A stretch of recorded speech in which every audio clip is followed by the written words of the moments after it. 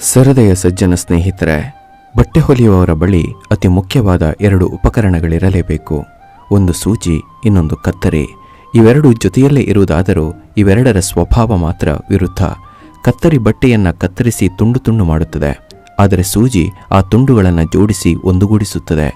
ಕತ್ತರಿಗೆ ಹೋಲಿಸಿದರೆ ಸೂಜಿ ಅತಿ ಚಿಕ್ಕ ವಸ್ತು. ಸಾಮಾಜಿಕವಾಗಿ ಇದರಿಂದ ಒಂದು ನೀತಿ ಸಿಗುತ್ತದೆ.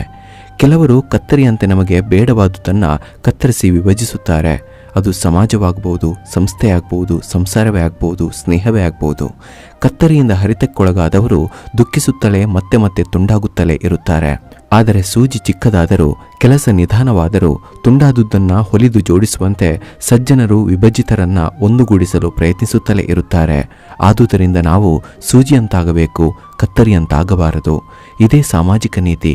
ಇದನ್ನ ತಿಳಿದು ಬದುಕೋಣ. ಮನುಷ್ಯನದ್ದು ಸ್ವಂತದ್ದೇನಿದೆ?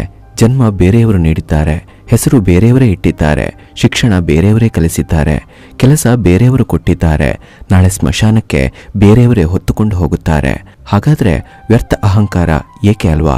ನಿಮಗೇನನ್ನಿಸುತ್ತದೆ? ಕಮೆಂಟ್ ಬಾಕ್ಸ್ನಲ್ಲಿ ತಿಳಿಸಿ. ನಮಸ್ಕಾರ.